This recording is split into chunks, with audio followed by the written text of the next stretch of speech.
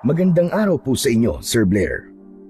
Lalong-lalo na po sa mga giliw ninyong tagapakinig sa inyong YouTube channel. Ang kwentong aking ibabahagi ay nangyari taong 1990 kung saan ay mangangalakal po ako ng bakal na tinitibag po sa mga inabandonang gusali. Ngunit isang araw, pinuntahan ko ang kinatatakutang mansyon at nakakuha po ko ng isang kakaibang liyabe o nakel. Ang buong akala ko po ay magdadala yun sa akin ng swerte. Yun pala ay magdudulot sa akin yun ng kapahamakan at sa mga kababaryo ko. Hindi ko po alam na pagkatapos ko pong gamitin yun ay merong nagising na isang malakas at makapangyarihang supremo ng mga aswang. Hindi ko na lamang po babanggitin ang totoong lugar at pangalan ng mga tauhang ginamit ko sa kwentong ito dahil na rin po sa kanilang pagkakakilanlan at sa respetong ibinigay ko sa lugar na yon. Kilalanin niyo na lamang po ako sa pangalang Totoy at ito ang aking kwento. Toy, sandali, hintayin mo naman ako. Sandali lang. Bakit ba yun, Ramon? Pabira ka. Kanina pa kitang tinatawag eh. Hindi mo naman ako pinapansin. Nagmamadali kasi ako. Nagmamadali ka dyan. Ang sabihin mo, may pinaplano ka na naman na hindi ko alam. Tama ba ako? Sus, tumigil ka nga. Dami mong alam. Bakit ka ba sunod na sunod? Pabihira ka naman, oo. Kailangan pa bang itanong yun? Alam mo, malapit na talaga ako magtampo sa'yo. Dati naman, palagi mo akong isinasama sa mga lakad mo. Pagkatapos ngayon, mangiiwan ka? Kasi gusto ko muna sanang mapag-isa at masolo yung lugar na pupuntahan ko. Kaya sige na, umuwi ka na. Aagawan mo lang ako ng mga kalakal eh. Hindi ako uuwi. Sasama ako sa'yo. Kung talagang wala kang tinatago sa akin, isama mo ako sa lakad mo. Ay naku, anak ng tutsyang naman oh. Bakit ba gusto mo sumama sa akin?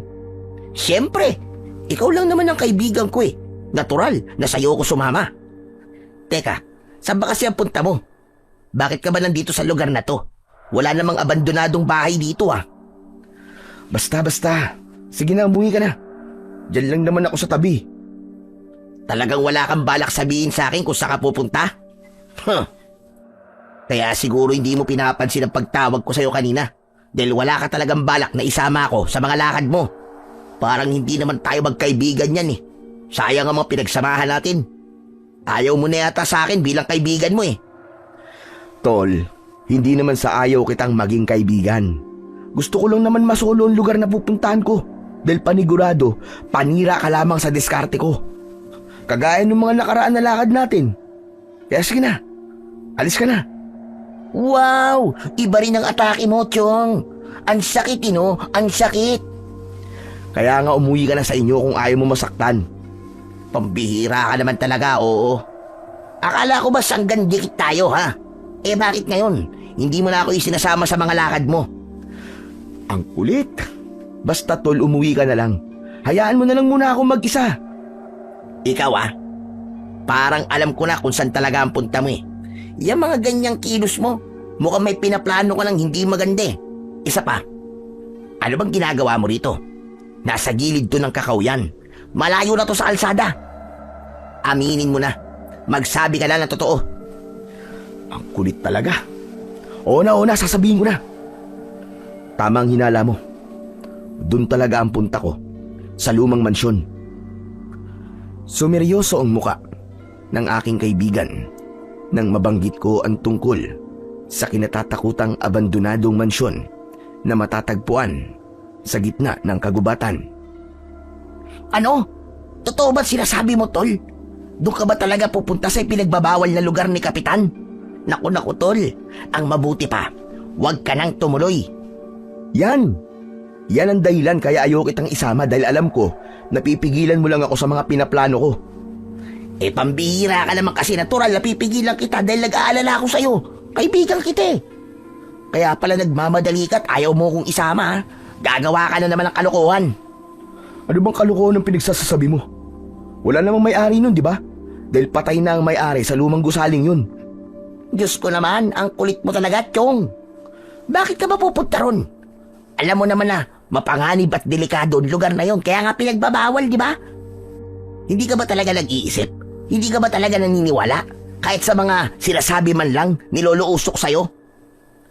Chong, hindi naman malalaman ni Lolo Usok ang tungkol sa gagawin ko eh.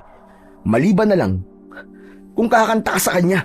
Tsaka, hindi naman kita isasama eh. Kaya huwag kang mag-alala. Hindi. Sasama ako sa'yo sa ayaw at sa gusto mo. Kahit anong sabihin mo, hindi kita hahayaang mag-isang pumunta ron.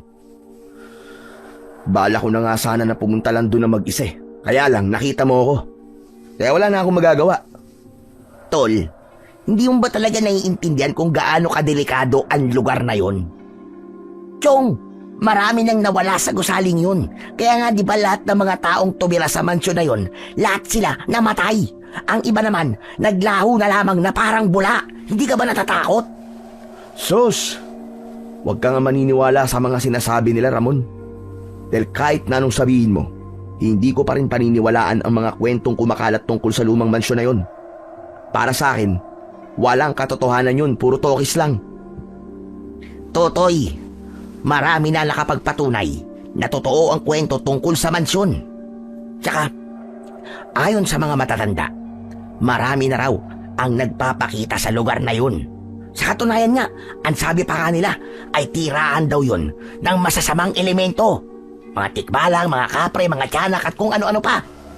Kaya nga mabuti pa, huwag ka nang tumuloy doon. Elemento. Pambihira ka naman, Chong. Hindi totoo mga yun. Ang totoong alam ko, marami akong makukuhang bakal doon. Yun ang panigurado. Anak nang, aywang ko sa'yo.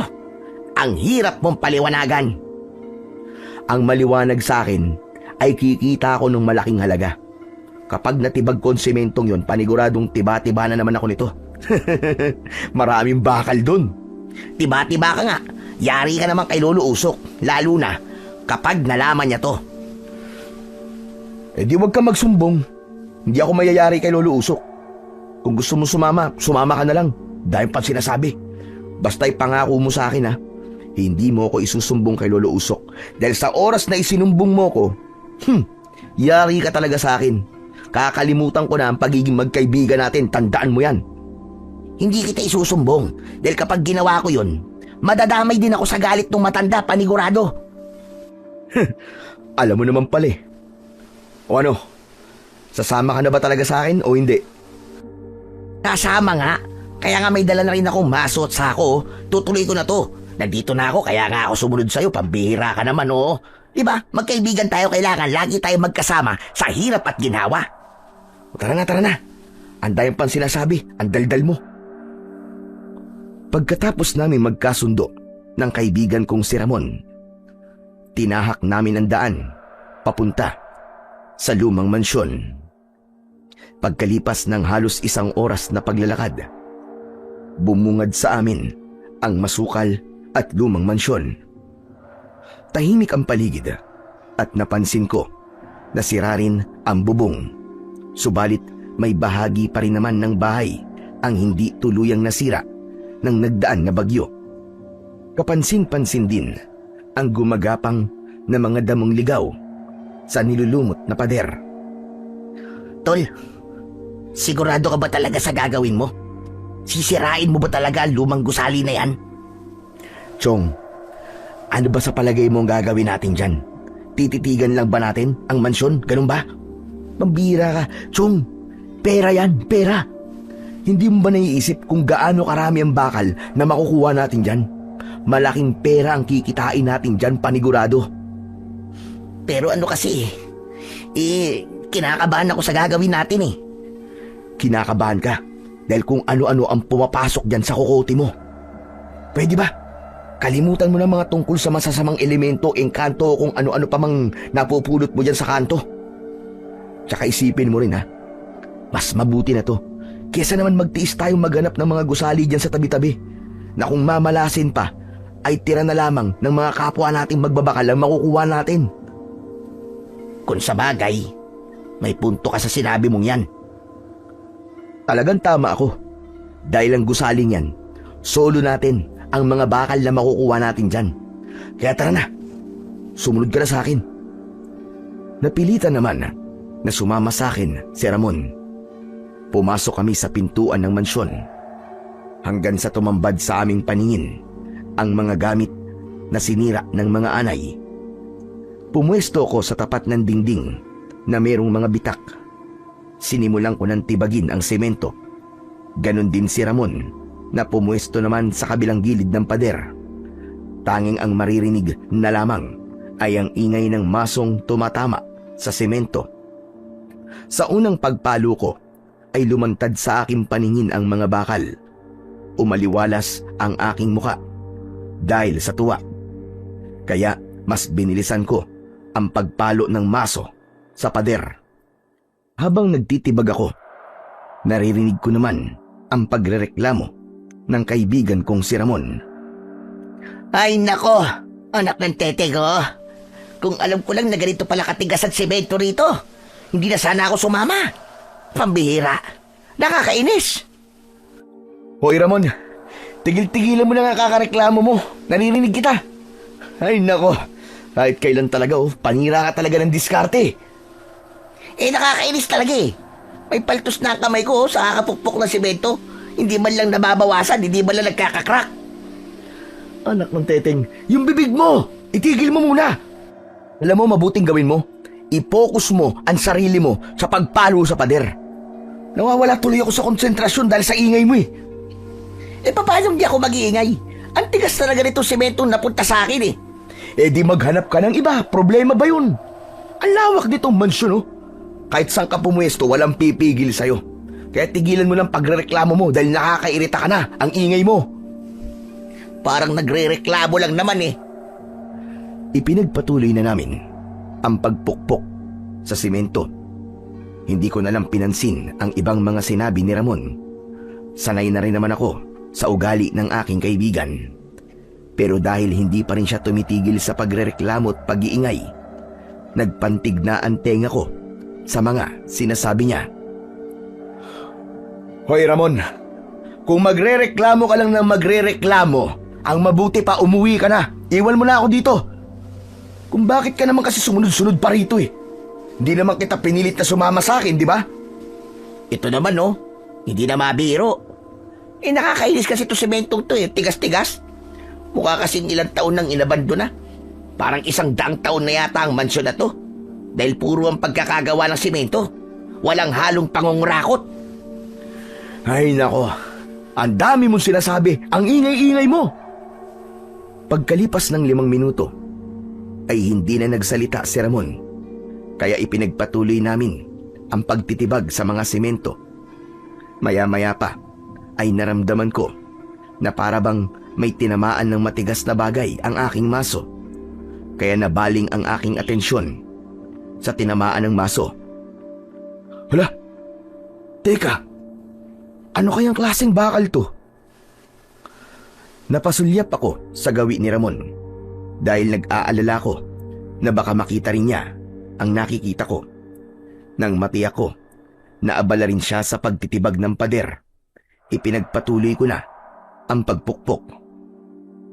Naku, kapag nagkataon tiba-tiba talaga ako nito. Masosolo ko sa wakas ang bakal na to. Binilisan ko ang pagpalo sa kinaroroonan ng 2 bakal na nakita ko. Habang hindi pa nakatingin sa akin si Ramon. At sa 3 beses na pagpalo ko sa semento, lumantad sa akin paningin ang 2 klase ng bakal. Hindi lang isa, kundi 2. Kaya lang, parang kinakalawang na to Pero pwede pa rin to. May katapat na halaga pa rin to. Tuluyan ko lang nakuha ang 2 bakal. Pinagmasdan ko yon at nagulat ako na hindi isang pangkaraniwang bakal yon, kundi isang sandata na ibinabalot sa kamay. Isang liabe o nakel. Pambihira. Paano nagkaroon ng liabe sa loob ng pader na to? Sino naman kaya naglagay nito dito? Nang makuha ko ang 2 liabe, mabilis ko yon isinilid sa akin sako at ipinagpatuloy ko ang pagtibag sa semento. Marami-rami rin ang nakuha kong mga bakal bago lumapit sa akin si Ramon. O ano tol, hindi ba tayo uwi? Marami na itong mga bakal na nakuha ko. Kaya naman pala tumigil ka na sa pagrereklamo dahil marami ka ng bakal na nakuha. Hehehe, ganun talaga. O ikaw, kumusta na ang pagtitibag mo dyan sa semento? Eto, hindi pa ako tapos. Kalahating dingding pa lang nasisira ko Pero madami-dami na rin to nakukuha ko. Halos ayoko nang tigilan dahil hindi ko alam kung kailan ulit ako makakabalik dito. Huwag na tayong bumalik dito, Chong. Pinagbigyan lang kita dahil makulit ka Kung ganun, dapat pala ubusin ko na to. Dahil sa sinabi ko, ay tinulungan ako ni Ramon. Kaya madali kong natapos ang aking pwesto at naipon ko ang mga bakal na nakuha ko. Nang matapos kami, ay isinalansan ko ng maayos ang mga yon sa loob ng sako. Ngunit pagsilip ko sa loob nun, napansin ko ang biglang pagkislap ng 2 liabe na nakuha ko. O ano, Chong? Tapos ka na ba dyan? Tara na! Umuwi na tayo! Mauna ka na, Chong. Kailangan ko pang itali itong sako O sige, Chong. Hintayin na lang kita sa labas, ha? Sige, sige. Itinaboy ko muna si Ramon para mauna siya sa akin sa paglalakad. Kasabay ng pagtalikod niya, dinukot ko ang 2 liabe sa loob ng sako at isinilid ko yun sa aking bulsa. Nagkaroon kasi ako ng interes na maaaring malaking halaga ang kikitain ko sa liabing yon kapag naibenta ko sa iba. Ayos to. Tiba-tiba ako nito. Saka ako nagpasya na sumunod sa aking kaibigan. Halos magaan ang bawat hakbang ko sa labis na tuwa. Nakita ko naman si Ramon na naghihintay sa akin sa labas ng abandonadong gusali. Hoy, tol! Abang, tagal mo naman, bilisan mo! Malapit na tayong abutan ng gabi rito, pabira ka, Oo, nariyan na! Habang tinatahak namin ang daan pauwi, ay dumiretso kami sa junk shop ni Ninong Lando. Si Ninong Lando ang nagmamay-ari ng nag-iisang junk shop sa baryo namin. Siya ang kaibigan ng aking ama bago raw ito namatay. Kaya ang turing ko sa kanya ay para ko na ring tunay na ama.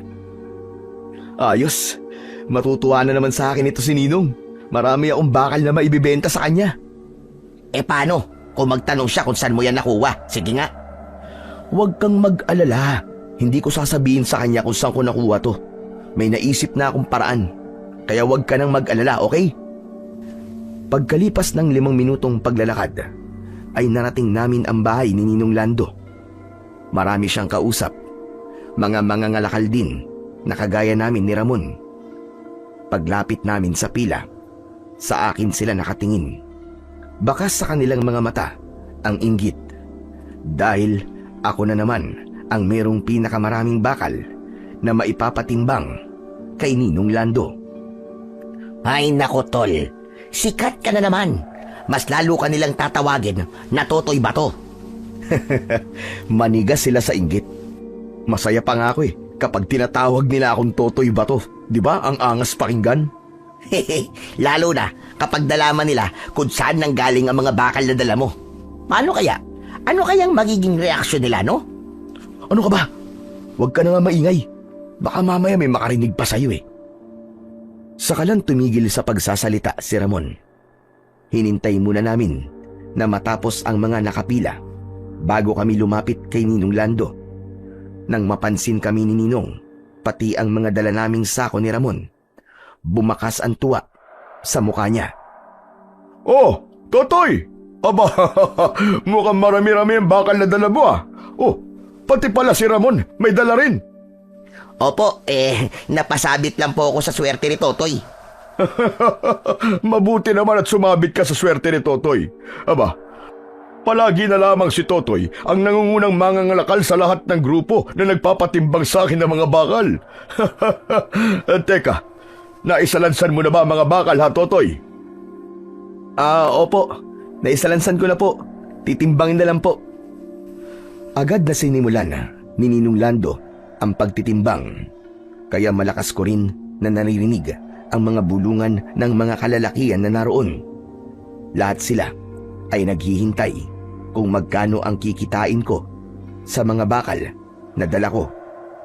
Kaya lang, narinig ni Ramon ang masamang sinabi ng isang lalaki tungkol sa akin. Kaya naman si Ramon din ang nagsalita para ipagtanggol ako. Hoy! Ano pinagsasasabi mo, ha? Patas kami lumaban ng kaibigan ko, ha? Hindi kami nagnanakaw ng bakal para lamang may maibenta kami.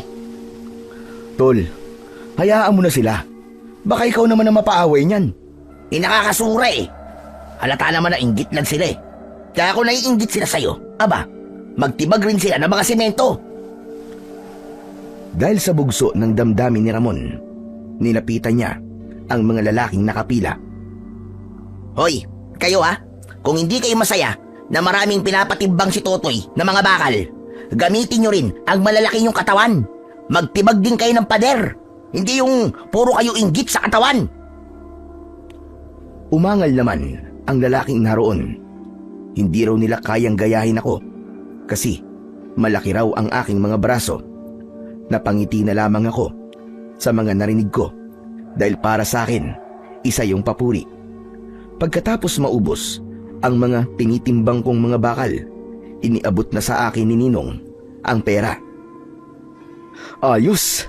Ang laki na naman ang kinita ko! Paldo na naman! Ipinaypay ko pa yon sa aking muka na para bang ipinagmamayabang ko yon sa mga lalaking naroroon na malaki ang kinita ko. Tumigil lamang ako nang magsalita si Ninong Lando. Totoy, ito lang ba talaga ang mga bakal na nakuha mo? Wala na bang natira dyan? Wala na po, Ninong eh. Dating gawi po. Ubus po lahat. Hindi po ako nagtitira.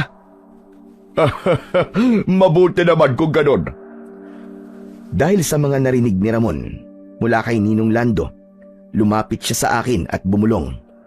Tol, bakit kaya sa tuwing nagdadala tayo ng bakal sa ninong mo, palagi niyang itinatanong yun, ano? Palagi siyang naghahanap.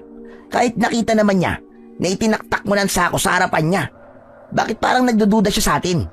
Hindi mo naman itinatago ang bakal, di ba? Hayaan mo na. Ganun talaga ang mga negosyante. Hindi ka pa ba nasanay? Iniisip lang ni Ninong na baka nagtatago tayo ng mga bakal para ibenta sa iba. Siyempre, gusto niya lamang masolo ang mga bakal na dadalhin natin sa kanya. Kaya, wag mo na nang bigyan ng ibang kahulugan ng mga sinasabi niya. Ikaw talaga, oo. Masyado kang palapon eh. Ganon ba yun? Di ba, siya lang naman talaga ang namimili ng mga bakal dito sa baryo. Sus, praning ka na naman. Lahat naman tayo, tinatanong ng ganyan eh. Loko ka talaga. Sige na. Ayusin mo na yung mga nakuha mong bakal at timbangin mo na rin para naman makauwi na tayo. Agad namang kumilos si Ramon. Pagkatapos itimbang ang mga bakal, ay naglakad na kami paalis sa lugar na yon. Pagkalipas ng 10 minuto, ay narating namin ang bahay. Nadatnan ko si Lolo Usok. Naghihintay siya sa akin. Palihim naman akong siniko ni Ramon na para bang ang ibig sabihin ay lagot ka kay Lolo Usok. Hindi pa man halos ako nakakalapit sa matanda, ay nagtanong na siya sa akin. Apo, Totoy, kumusta ang kinita mo ngayon? Kumusta ang pagtitibag mo ng semento? Ayos lang naman po, Lo. Marami po akong naibentang bakal ngayon, kaya makakabili na po tayo ng ulam at bigas. Lolo Usok, maganda na po sana kinita namin ni Totoy, kaya lang po sumuway po siya sa ipinag-uutos nyo. Uy, Ramon, ano bang ginagawa mo? Lolo, nagpunta po siya sa lumang mansyon. Huli na, para pigilan ko si Ramon. Nagulat ako sa ginawa niya at halos hindi ako makahinga dahil sa galit. Siniko ko siya sa tagiliran. Sinamaan ko siya ng tingin. Akma na sanang magsasalita ako para pagalitan si Ramon, pero nangibabaw na ang malakas na boses ni Lolo Usok. Ano ka mo? Totoo ba sinabi ng kaibigan mo, ha, Totoy? Pasensya na po kayo, Lolo Usok. Diyos ko! Talagang napakatigas ng ulo mong bata ka! Pasensya na po kayo, Lolo Usok. Ngayon lang naman po ako nagpunta dun eh. Kahit na pa hindi mo ba naisip na ang isang beses ay maaari pang masundan? Hindi ka talaga marunong makinig sa akin. Hindi mo ba talaga alam na mapanganib ang lugar na yon? Oo na po. Hindi na ulit ako pupunta dun, Lo. Ay nako, pambihira. Bakit ba tigas-tigas ng ulo mo? Lo, wag na po kayong magalit. Hindi naman po kami nagtagal dun eh. Wala pa nga po halos isang oras, umuwi na rin ako agad eh. Kinuha ko lang naman po yung mga bakal na nandun. Sayang naman po kung hindi mapapakinabangan eh. Hindi yun ang inaalala ko, Totoy. Ang kaligtasan mo ang iniisip ko. Pero mukha naman baliwala sa'yo ang lahat ng pag-aalala ko. Hindi ba't sinabi ko naman sa'yo? Marami ang nakatirang masasamang elemento sa lugar na yon. At ayaw nila na ginagambala sila. Sus, hindi po ako naniniwalang mapanganib ang lugar na yun, Lo. Tignan nyo nga po. O ligtas naman kami nakauwi ni Ramon ah. Abay, ewan ko sa'yo. Bahala ka na sa buhay mo. Ang dami mong katwiran. Pagod na ako magpaliwanag. Dala ng galit ay iniwan kami ni Lolo Usok. Sinamaan ko naman ng tingin ang kaibigan kong si Ramon dahil isinumbong niya ako kay Lolo Usok. Pambihira ka naman, Tolo. Bakit mo naman ako sinumbong kay Lolo Usok? Ang daldal mo talaga. Ayun, napagalitan tuloy ako. Pasensya ka na, Tol. Yun talaga ang bala ko kanina pa eh. Masama kasing magsinungaling kay Lolo Usok, lalo pa, at buhay mo nakasalalay. Bakit ba ayaw mo maniwala na totoong delikado ang gusaling yun? Kahit na pa di mo na sana ako sinumbong. Pinagkatiwalaan pa naman din kita. Kala ko kaibigan kita. Oo, huwag ka na magalit. Sinabi ko lang naman kung ano ang totoo. Para hindi ka na mahirapan na maglihim sa kanya. Mabigat sa dibdib kapag may itinatago ka sa taong nagmamahal sa'yo. Kapag napahama ka sa ginagawa mo, ay may alam ako, Tol. Aba, hindi kakayanin ng konsensya ko yun. Sana naman maintindihan mo ako, Chong. Para sa'yo lang naman tong ginagawa ko eh. Huwag ka na magalit. Sus, tigilan mo nga ako. Ang totoo, para sa'yo lang to. Para masolo mo ang mansyon. Uy, Tol. Hindi ako ganong klaseng kaibigan, alam mo yan. Kahit na anong sabihin mo, traidor ka. Tinraidor mo ko. Nilaglag mo ko kay Lolo eh. Diyan ka na nga. Nakakainis ka. Baka hindi ko pa mapigilan ang sarili ko eh. Mabugbog pa kita. Yan pa ba ang igaganti mo sa akin pagkatapos ko magmalasakit sa'yo? Malasakit. Kalokohan mo. Uy, teka, sandali lang. Saan ka pupunta? Papasok na ako sa loob ng bahay. Bahala ka dyan. Huwag mo na akong kakausapin kahit kailan ha. Inaasahan ko pa naman na hindi mo ako isusumbong kay Lolo. Pero sadya yatang makati ang bunganga mo. Wala ka talagang kwentang kaibigan kahit kailan. Ito naman pasensya ka na. Alam mo naman na hindi ko kayang maglihim kay Lolo Usok eh. Kahit na sa mga magulang ko. Hindi talaga ako nagsisinungaling kaya pasensya ka na. Huwag ka na magalit sa akin, Chong. Sus, kausapin mo ang lela mong panot. Bahala ka na sa buhay mo. Hindi ko na hinintay ang iba pang sasabihin ni Ramon. Iniwan ko siya sa labas ng aming bahay. Pagpasok ko, diretso ako sa loob ng kwarto ko. Padabog kong binitiwan ang dala kong maso at isinandal ko yun sa sementong dingding. Pag minamalas ka nga naman talaga, oo. Ang ganda na sana ng timing eh. Sinira pa niya. Nakakainis. Napakadaldal talaga. Buisit!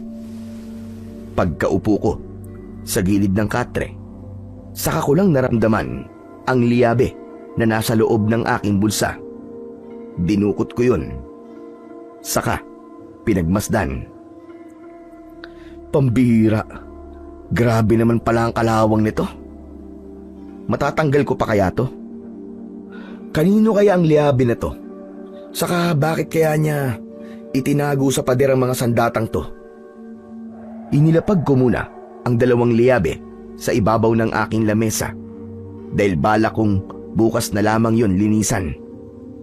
Nagpalit na ako ng damit at pagkatapos ay humiga na sa aking higaan. Pagsapit ng gabi, hindi ako dalawin ng antok. Panay ang sulyap ko sa 2 liabe na nasa ibabaw ng lamesa. Kaya naman, nagdesisyon ako na bumangon sa aking higaan. Kinuha ko ang mga liabe at inihanda ko ang mga gamit sa pagtatanggal ng kalawang. Pagkatapos kong maihanda ang gamit na liha, saka ko sinimulan ang paglilinis. Tumagal halos yun ng 1 oras.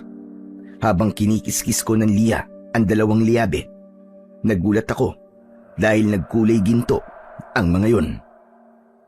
Anak ng... Teka, parang ginto to ah. Diyos ko, kapag nagkataon malaking halaga to. Kapag sineswerte ka nga naman, oo, umaapaw ang biyaya. Mabuti na lang talaga at hindi ako nakinig sa kumag na yun. Mabuti at hindi rin ako nakinig sa sinasabi ni Lolo Usok. Dahil kung nakinig ako sa kanila, wala sana to. Paldo talaga. Umabot hanggang tenga ang ngiti ko dahil sa labis na kaligayahan. Pero dahil humanga ako sa itsura ng liabe, naisip kong subukang isuot ang mga yon sa kamay ko. Halos sumakto lamang yon sa mga daliri ko. Ngunit nang tatanggalin ko na, hindi ko na matanggal ang 2 liabe sa aking kamao. Bumundo lang kaba sa aking dibdib. Anak ng teka, ayaw matanggal ah. Anong gagawin ko? Paano ko matatanggal to? Diyos ko, ayaw talaga. Hindi ko na talaga matanggal sa kamao ko. Sinubukan kong iwas-iwas at ipagpag ang kamay ko sa ere para tanggalin ang liabe. Subalit pakiramdam ko, mas lalo lamang itong dumidikit sa aking kamao. Pinagpapawisan na ako ng mga sandaling yun dahil sa labis na pag-aalala. Naku po, pambihira naman oo. Patay talaga ako nito kay Lolo. Malalaman niyan tungkol sa mga lihabe na nakuha ko. Paano na to? Ano ba? Matanggal ka na! Matanggal ka na! Ginamitan ko na rin ng aking 2 hita para ipitin ang liabe para matanggal. Ngunit kahit na anong gawin ko, para bang may malakas na puwersa na lalong nagpapadikit ng liabe sa kamao ko. Nako. Lagot talaga. Matanggal ka na! Ano ba? Matanggal ka na! Maraming beses ko pang sinubukan na tanggalin ang liabe. Ginamitan ko na rin ng damit. Pero wala talagang epekto yun. Diyos ko, bakit ko pa kasi sinuot sa mga kamay ko to eh? Ang tanga-tanga ko talaga. Dala ng aking kawalan ng pag-asa at takot na rin. Isinuntok ko yun sa dingding. Nanlaki ang mga mata ko nang makitang halos mabutas ang sementong pader ng aking silid. Halos madurog ang semento nun. Saka ko lang naramdaman ang pagluwag ng mga liabe sa aking mga kamay. Agad ko yung itinago sa aking bulsa at napapalunok ng laway dahil sa pag-aalala.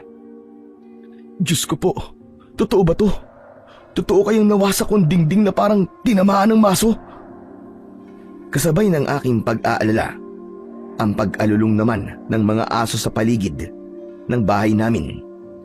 Dahil sa ingay na yon, biglang bumukas ang pinto ng silid ko. Hanggang sa pumasok na si Lolo Usok.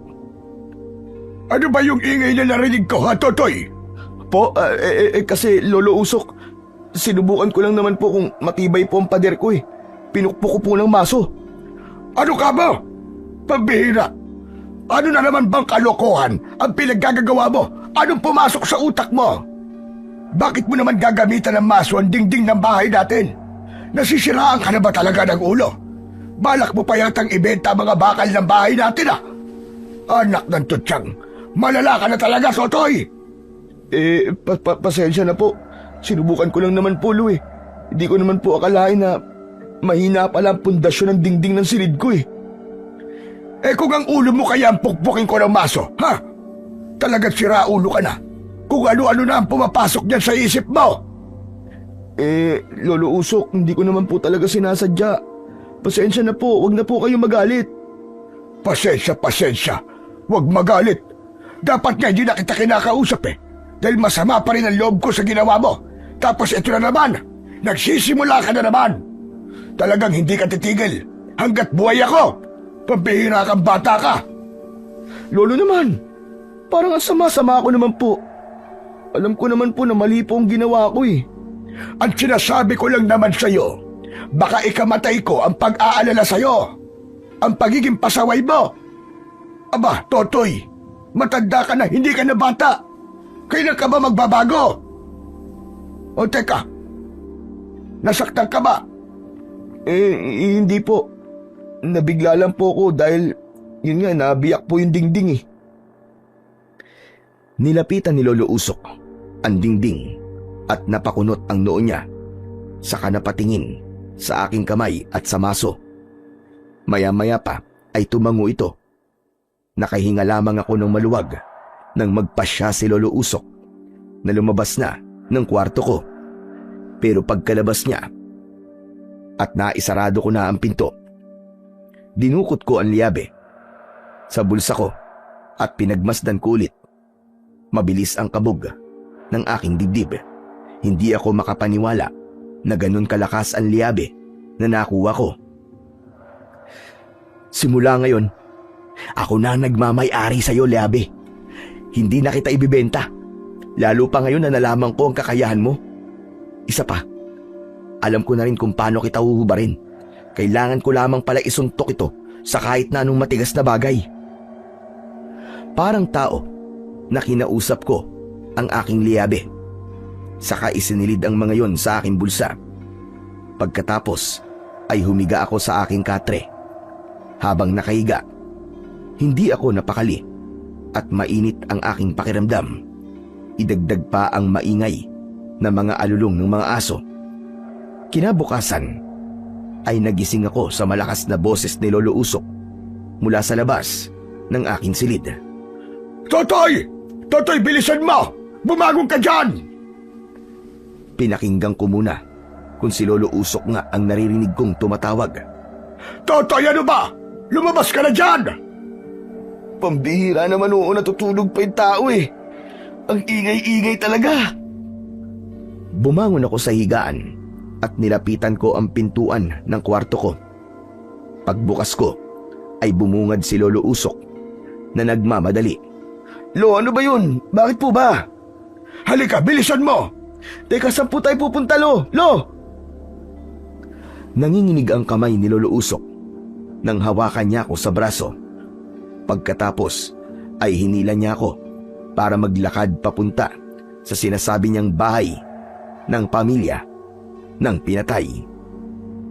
Lo, ano po ba nangyayari sa inyo? Diyos ko po, masamang balita. May malagim na nangyari sa bahay na malapit sa atin. Ubus daw ang buong miyembro ng pamilya. Pinatay raw kagabi. Pinasok daw ng masasamang nilalang. Ano? Masasamang nilalang? Ano po bang ibig niyo sabihin, Lo? Masamang nilalang. Yung bang kampo ng kadiliman. Ay nako. Tigilan niyo na nga po ang pagpapaniwala sa mga ganyang kwento, Lo. Babalik na po ako sa kwarto. Sarap-sarap ng tulog ko eh. Halika na para makita mo ang nangyari sa kanila. Bakit ko naman po kailangan makita pa yun? Hindi naman po ako interesado eh. Hindi ito tungkol sa pagkakaroon mo ng interes. Kailangan mong malaman ito para tumigil ka na sa pagiging matigas ang ulo.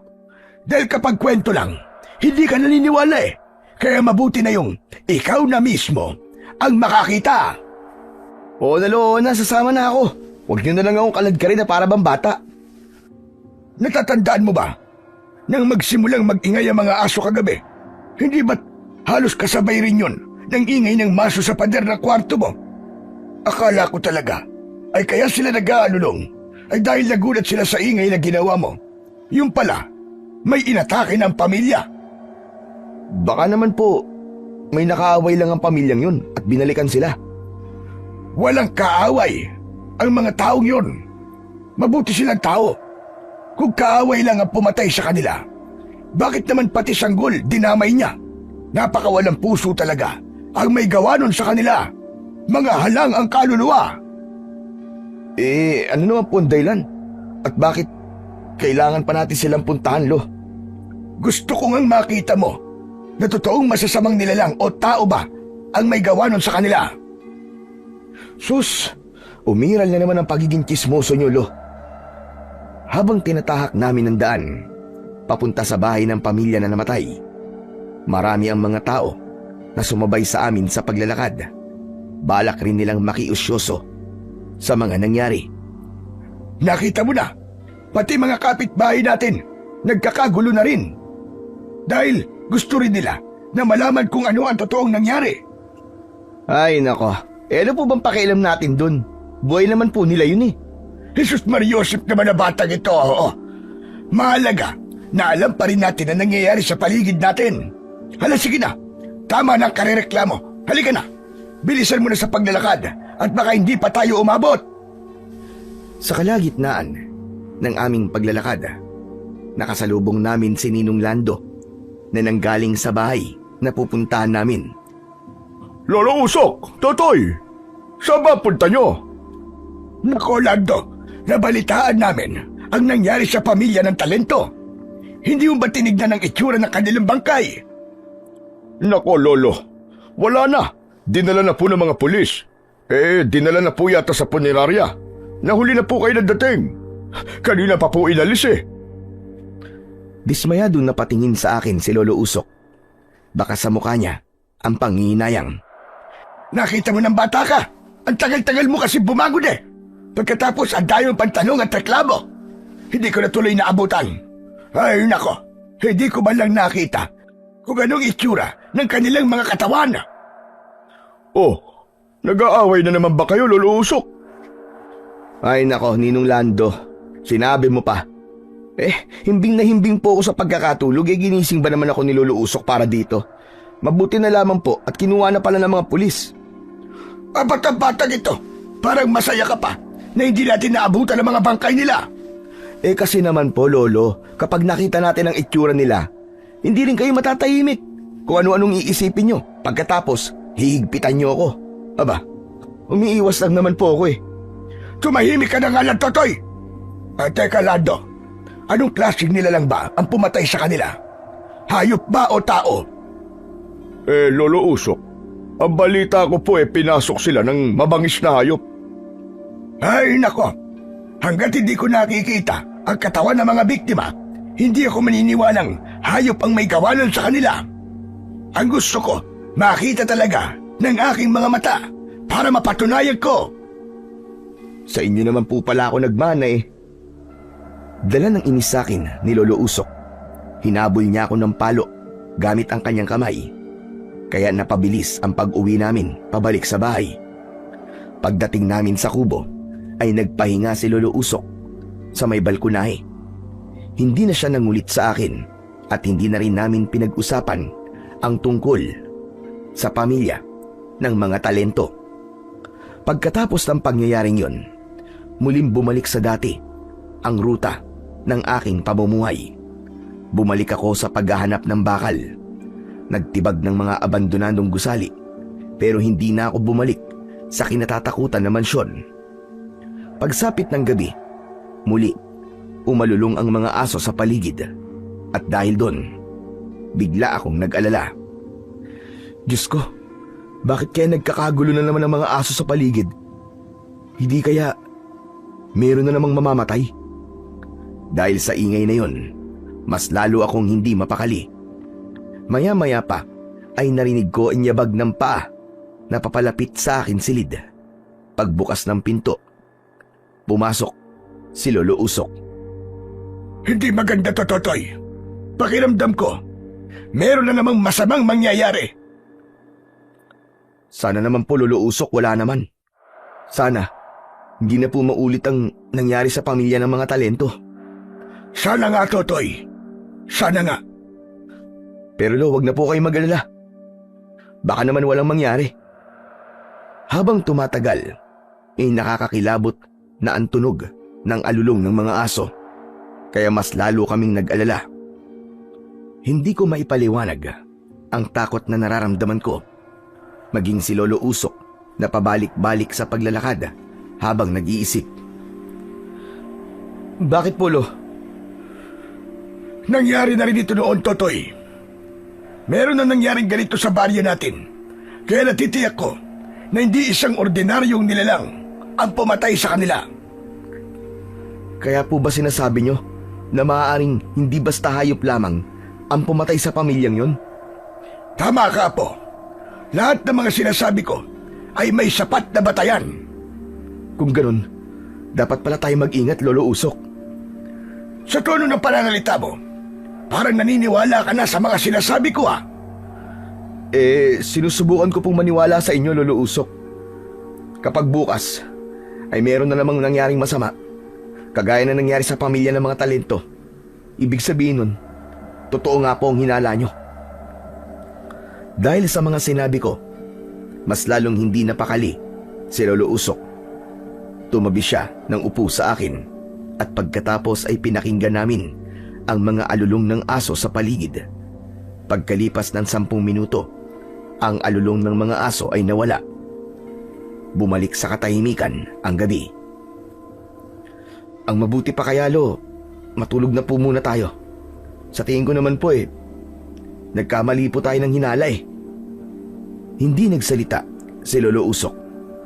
Sa halip, wala siyang imik na lumabas ng aking silid. Saka naman ako humiga sa aking katre. At dahil sa malalim na ang gabi, agad akong nakatulog. Kinabukasan ay nagulantang ako sa malakas na sigaw ni Lolo Usok. Kinakalampag niya ang dingding ng aking pinto. Totoy, gumising ka! Bilisan mo! Lumabas ka na kwarto mo! Napabalikwas ako ng bangon at agad kong nilapitan ang pintuan. Pagbukas ko ng pinto, nakita ko si Lolo Usok. Namumutla ang kanyang labi. Nanginginig ang kanyang mga kamay at tuhod. Lo, ano po nangyari? Halika, sumama ka sa akin, bilisan mo! Ito na talaga at sinasabi ko, sigurado na to!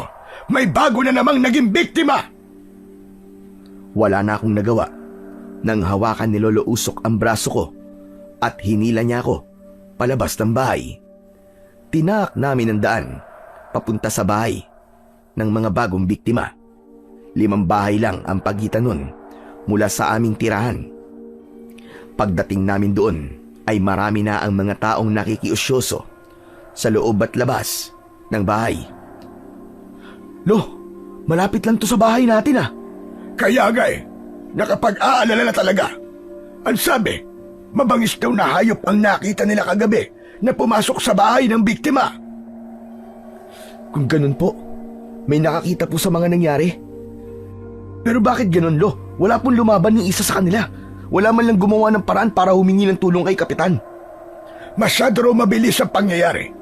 Yun ang narinig kong usap-usapan ng mga tao na nagbalita sa akin kanina. Ibig sabihin, pinabayaan lamang nila na patayin ng mga nilalang na yun ang isang buong pamilya?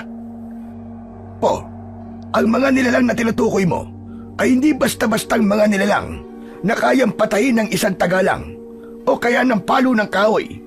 Sila ang mga nilalang na kailangan ng kasanayan sa pakikipaglaban.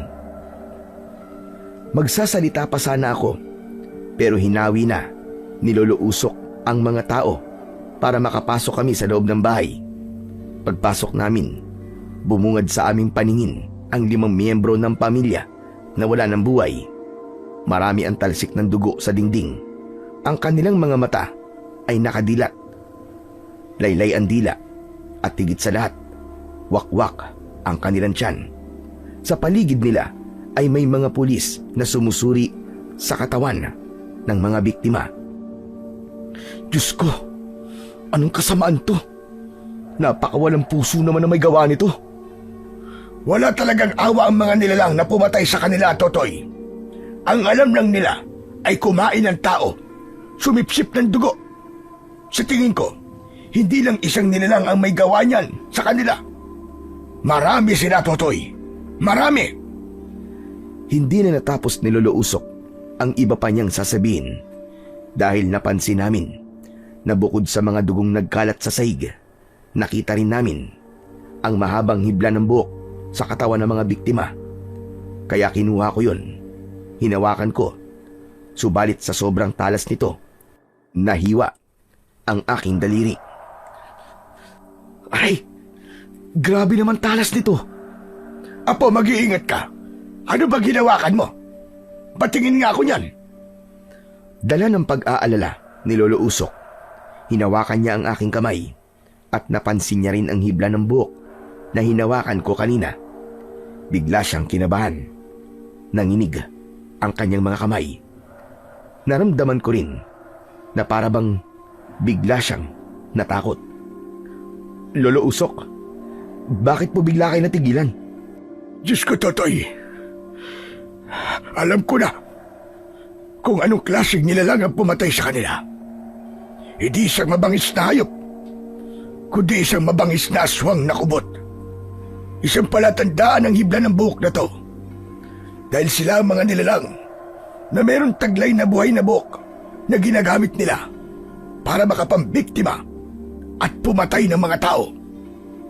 Kahit mahina ang boses ni Lolo Usok, rinig ko ang mga sinabi niya. Bigla akong kinilabutan.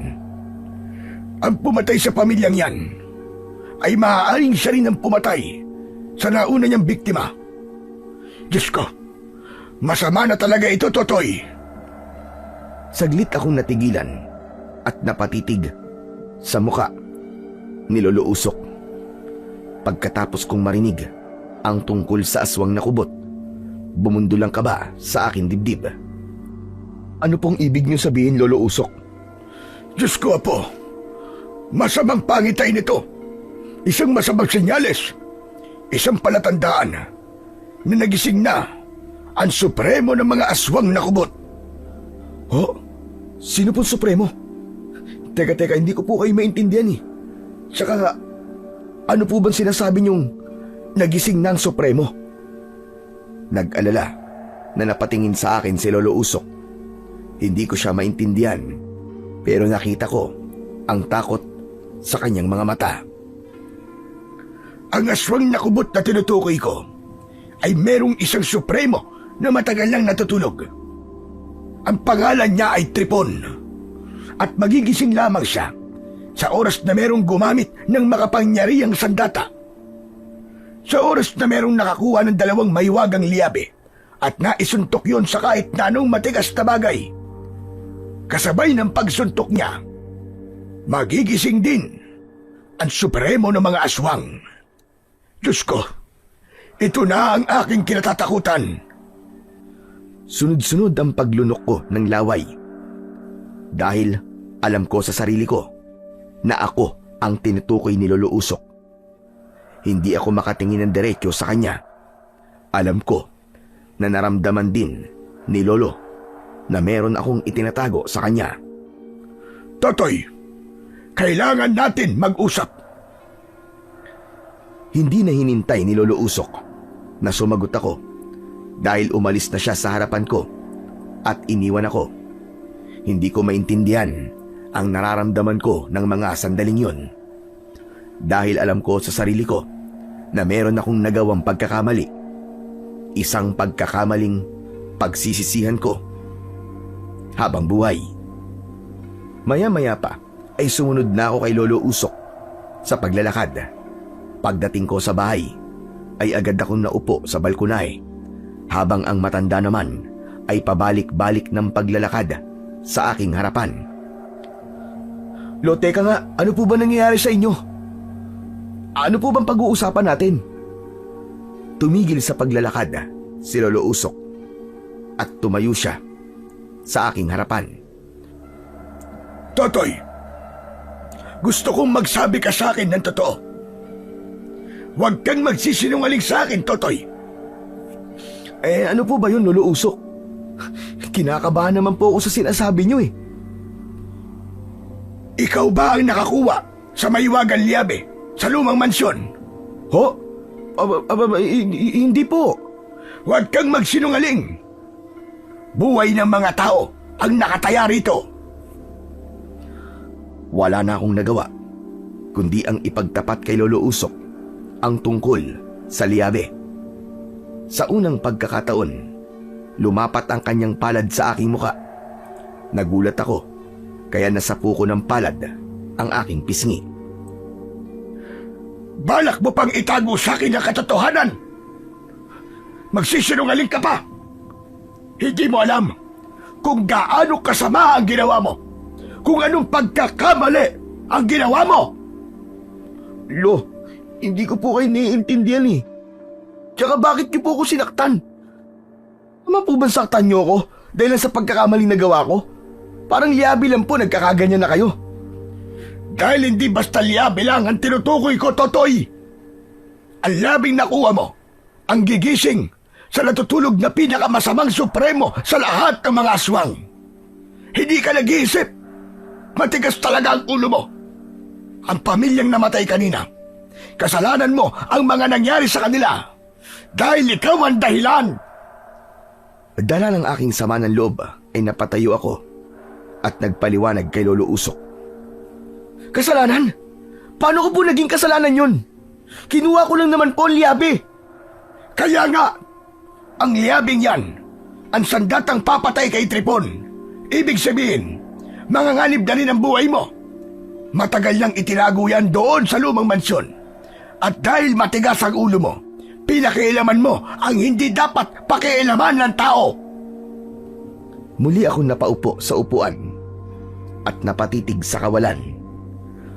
At ang nangyari sa loob ng iyong kwarto, hindi talaga maso ang ginamit mo, kundi ang liabe, tama ba? Kasabay ng paggamit mo nun, hindi ba't merong namatay? Yun ang dahilan kung bakit galit na galit ako sa ginawa mo, Totoy. Hindi ko matanggap na nagsinungaling ka sa akin. Lo, patawarin niyo ako. Hindi ko po alam ang tungkol sa liabe at dun sa Supremo. Isang malalim na buntong hininga ang pinakawalan ni Lolo Usok bago nagpatuloy sa pagsasalita. Meron ng unang nagmay-ari sa liabe, ang iyong ama na si Diego. Siyang naglagay ng mga sandatang yun sa pader na tinibag mo. Pag-aari niyo ang mansyon. Ano po? Teka, paano pong nangyari yun? Halos hindi ako makapaniwala sa aking mga natuklasan. Gulong-gulo ang isip ko. Ngayong pinakialaman mo ang liabe, ibig sabihin yan, ikaw ang magpapatuloy sa nabigong misyon ng iyong ama. Paano nabigo po ang aking ama? Hindi niya kinaya ang lakas na kapangyarihan ni Tripon. Kaya nag-isip siya ng paraan para patulugin ang Supremo, kaysa ubusin ng aswangan lahat ng mga taong nakatira sa baryong ito. Ngunit sa kasamaang palad, ang orasyon na magpapatulog ulit kay Tripon ay kasama niyang ibinaon sa hukay. Kung ganun, wala na pong pag-asa na muli siyang makakatulog. Wala na, dahil ang tanging magagawa mo na lamang ay ang patayin siya. Sa ngayon, ayoko munang pag-usapan ng tungkol sa mga nangyayari. Gusto ko muna magpahinga. Pagkatapos ng aming pag-uusap ni Lolo Usok, ay nagkulong siya sa loob ng kanyang kwarto. Naiwan akong natitigilan at nagsisisi sa aking mga nagawang kasalanan. Pagsapit ng gabi, ay hindi na ako dinalaw ng antok at bawat pag-alulong ng mga aso sa aming paligid ay parabang pinipiga ang aking puso dahil sa labis na pag-aalala. Kinabukasan, nagulat ako sa biglang pagdating ni Ramon. Umiiyak siya, namumutla ang kanyang labi. Tol, samahan mo ako, hindi ko kaya. Hindi ko kaya makita ang pamilya ko sa ganong itsura, Tol. Ha? Bakit, Tol? Ano nangyari? Ano bang ibig mo sabihin?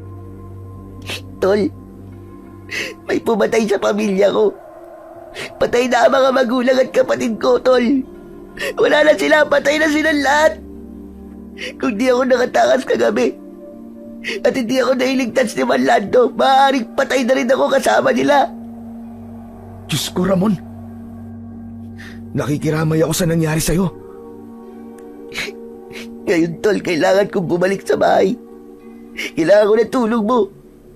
Samahan mo ako, Tol, dahil pakiramdam ko, hindi ko sila kaya makita sa ganung kalagayan nila. Sige, sasamahan kita. Chong, lakasan mo ang loob mo. Tara na. Nagmamadali akong sumama kay Ramon. Ni hindi na nga ako nakapagpaalam kay Lolo Usok.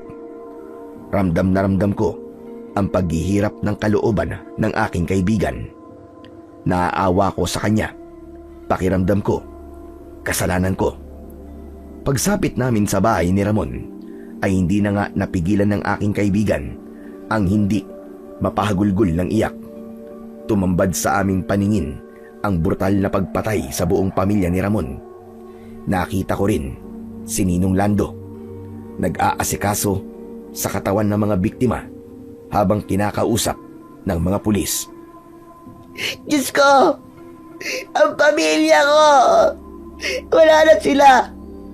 Pinatay sila lahat! Ang tangi ko nalang nagawa ng mga sandaling yon ay ang hawakan ang balikat ng aking kaibigan habang nakaluhod siya sa sahig at iniiyakan ang kanyang pamilya. Chong, lakasan mo ang loob mo. Nandito lang ako. Totoy! Wala na! Wala na ang pamilya ko! Ang mga hayop na yon! Pinatay nila ang pamilya ko! Naramdaman ko na lumapit sa akin tabi si Ninong Lando at hinawakan niya ako sa balikat. Pagtingin ko sa kanyang muka, tumango siya. Kung hindi ko naabutan si Ramon, maaaring patay na rin siya. Mabuti na lang at naitakas kong kaibigan mo. Kung ganun, nakita niyo po ang itsura ng mga aswang na kubot? Teka, paano mo nalaman ang tungkol sa aswang na kubot? Sinabi na po sa akin ni Lolo Usok. Alam ko na po ang pumatay sa bawat miyembro ng pamilya sa baryo natin ay ang mga aswang na kubot. Dahil sa mga narinig mula sa akin, napasigaw si Ramon. Panay ang suntok niya sa sahig dahil sa labis na galit. Mga hayop sila! Mga hayop sila lahat! Pagbabayaran nila ang ginawa nila sa pamilya ko! Sinusumpa ko! Tol, huwag kang magpapatalo sa galit mo. Hindi! Magbabayad sila sa akin, Tol! Magbabayad sila! Huminahon ka muna, Ramon. Ang kailangan mo ngayon ay magpakatatag. Nagpatuloy sa paghahagulgol ng iyak si Ramon, habang ako naman ay hindi mapakali. Wala akong magawa para mabawasan ang sakit na nararamdaman ng kaibigan ko. Pakiramdam ko ng mga sandaling yon, ako ang pumatay sa pamilya niya. Nang tignan ko ang kamao ni Ramon para pigilan siya sa kanyang ginagawa, napansin ko ang mahabang hibla ng buhok sa sahig, pati na sa katawan ng mga biktima. Kaya napatunayan ko na aswang kubot nga ang may gawa nun sa kanila. Nakuyom ko ang aking kamao dahil sa labis na galit. Chong, uwi muna ako ha. May pupuntahan lang ako. Saan ka pupunta, Chong? Basta Chong, may kailangan lang akong ayusin. Chong, lakasan mo ang loob mo. Ninong Lando, kayo po munang bahala kay Ramon. May aasikasuhin lang po ako. Huwag ka mag-alala. Ako muna ang bahala kay Ramon. Mabilis kong tinakandaan pabalik sa bahay. Diretso kagad ako sa loob ng aking kwarto. Inihanda ko ang aking liyabe, saka nagpalit ng damit. Ngunit naramdaman ko na pumasok sa loob ng aking silid si Lolo Usok. Saglit akong natigilan dahil naabutan niya ako na isinusuot ko ang dalawang liyabe sa aking mga kamay. Anong ginagawa mo? Saan ka pupunta? Wala po, Lolo Usok. Totoy, kung ano man ang tumatakbo sa isip mo, huwag mo nang ituloy. Mapapahamak ka. Huwag niyo po akong pigilan, Lolo. Habang nagsasalita ako, inayos ko naman ang liyabe sa pagkakakabit sa aking kamay. Teka, ano bang gagawin mo? Anong gagawin mo sa mga liyabe? Lolo Usok, Papatayin ko po ang mga hayop na pumatay sa pamilya ng kaibigan ko. Nakita mo na! Nakita mo na kung ano naging bunga ng katigasan ng ulo mo. Pagkatapos ngayon, uulitin mo na naman. Magmamatigas ka. Gusto mo na naman ang masusunod. Sa pagkakataon to, Lolo Usok, alam ko na po ang ginagawa ko. Hindi mo pa rin alam kung ano ang ginagawa mo, Totoy. Dahil hindi ka naman nagpapapigil sa binabalak mong gawin. Talagang hindi niyo na po ako mapipigilan, Lolo Usok. Kung tutuusin, may kasalanan din po kayo. Dahil kung sinabi niyo po agad sa akin ang tungkol sa mansyon, hindi na po sana umabot pa sa ganito. Kung naipagtapat niyo agad sa akin ang buong katotohanan, hindi mangyayari to sa akin. Hindi mapapahamak ang pamilya ng kaibigan ko at ng iba pang pamilya. Ano ka mo? Ulitin mo nga sinabi mo. Tama ba ang narinig ko na sinisisi mo ko sa mga nangyayari sa'yo at sa pamilya ng kaibigan mo? Dahil yun naman po talaga ang totoo. Lintik kang bata ka. Ikaw ang may kasalanan at hindi ako. Hindi ako nagkulang ng paalala sa'yo. Hala, sige. Kung gusto mong pakamatay, magpakamatay ka. Umalis ka. Pumunta ka roon sa gubat. Naroon si Tripon. Ipakita mo sa kanya kung gaano ka katapang. Huwag mo nang intindihin kung ano nararamdaman ng mga taong nag-aalala sa'yo. Ano pang hinihintay mo? Sige, lumayas ka na. Wala na akong pakialam sa'yo. Namaos ang boses ni Lolo Usok sa pagtataboy sa akin. Natigilan ako sa sinabing yun ni Lolo Usok. Subalit para nang sasabog ang dibdib ko sa labis na galit. Kaya naman, napaupo na lang ako sa gilid ng aking katre at hindi ko na namalayan na pumatak na pala ang luha ko mula sa aking mga mata. Siguro nga po tama kayo. Kasalanan ko. Kasalanan ko nangyari sa pamilya ng kaibigan ko. Habang nakikita ko siya kanina kung gaano siya nahihirapan, sinisisi ko sarili ko. Sana, Lolo Usok, nakinig ako sa inyo noon. Aaminin ko, nagkamali rin ako, Totoy. Hindi ko dapat sinabi yon. Wala kang kasalanan, Apo. Walang ibang may kasalanan, kundi ang supremo ng mga aswang. Huwag kang mag-alala. Kasama mo ako sa laban na to. Sasamahan kita. Kaya lang naman kita pinipigilan kanina dahil hindi ito ang tamang oras para umatake. Kailan po ang tamang oras, Lolo? Mamayang gabi. Dahil sa gabi siya umaatake, kailangan natin maging handa. Alam niyo po ba kung saan po siya nagtatago? Sa lumang mansyon. Ang alam ko, meron dong basement at doon itinago ng iyong ama ang katawan niya. Kaya natitiyak ko na yun na rin ang naging kuta niya. Naghintay kami ng pagsapit ng gabi. Wala kaming inaksayang oras. Kasama ko si Lolo Usok na may dalang tungkod. Pinuntahan namin ang kinaroroonan ng lumang mansyon. Pagdating namin sa lugar, nagtago muna kami sa likod ng pader. Pinakiramdaman namin ang paligid. Maya-maya pa, nakarinig ako ng pag-angil na nanggagaling sa loob ng kwarto. Inihanda ko ang aking kamao habang hindi inaalis ang tingin sa pintuan ng silid. Dahan-dahan na lumapit sa akin si Lolo Usok at bumulong sa hangin. Apo, mag-iingat ka. Nariyan na sila. Pinaghandaan ko ang paglabas ng mga aswang nakubot sa pintuan. Kaya gano'n na lamang ang panlalaki ng aking mga mata nang bumungad sa aking harapan ang dalawang aswang nakubot. Nakalutang ang kanilang buhay na buhok sa hangin. Hindi na sila nakaporma. Inatake ko kagad sila ng suntok sa muka.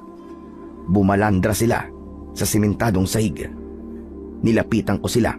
Pagkatapos ay halinhinan ko silang sinuntok sa kanilang dibdib. Bawat tamaan ng aking liyabe ay napapaigik sila sa labis na sakit. Halos madurog ang kanilang buto sa lakas ng pagkakasuntok ko. Mga halimaw kayo! Papatayin ko kayong lahat! Dahil abala ko sa pagsuntok sa muka ng isang aswang na kubot, Hindi ko napansin na nakabangon na pala ang isa pang aswang sa likuran ko. Mabuti na lang ay maagap si Lolo Usok. Pinalo niya ng tungkod ang ulo ng aswang. Bumagsak ito sa sahig. Pagkatapos kong mapatay ang kalaban kong aswang, ang isa naman ang binalingan ko. Inasinta ko ng suntok ang kanyang muka at halos madurog ang kanyang bungo dahil sa lakas ng aking liyabe. Maya-maya pa, may isa pang aswang na bigla na namang lumitaw sa likuran ni Lolo Usok. Inatake nito ang aking lolo at tumama ang kalmot ng aswang sa likod ng matanda. Napasigaw ako dahil sa pag-aalala. Napaluhod sa sementadong sahig si Lolo Usok habang nakangwi ang kanyang muka.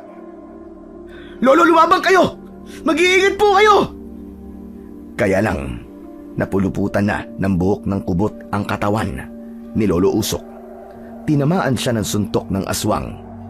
Umatake naman ako sa aswang na nanakit kay Lolo. Sinuntok ko siya sa muka. Kaya naman, nabitiwan niya si Lolo Usok at bumagsak ito ng pasadsad sa sahig. Nagkaroon ako ng pagkakataon na labanan ang aswang. Magkakasunod na malalakas na suntok ang tumama sa kanyang muka. Kumalat ang dugo mula sa nadurog niyang bungo. Lalapitan ko sana si Lolo Usok para tulungan siyang tumayo. Ngunit pinuluputan na ako ng lumulutang na buhok ng aswang. Binalot ng buhok nito ang aking kamao. Matalas yun, kaya nasugatan ako. Pero dahil biglang kumislap ang aking liyabe, napaso ito. Binawi ng aswang ang kanyang buhok. Dahil sa nangyari sa akin, si Lolo Usok naman ang sumugod sa aswang. Ayop ka! Diablong buwag ka! Papatayin kita! Umatake si Lolo Usok gamit ang kanyang tungkod. Tinamaan ng kahoy ang mukha ng aswang, ngunit hindi ito natinag. Sa halip, ngumisi pa ito ng nakakakilabot.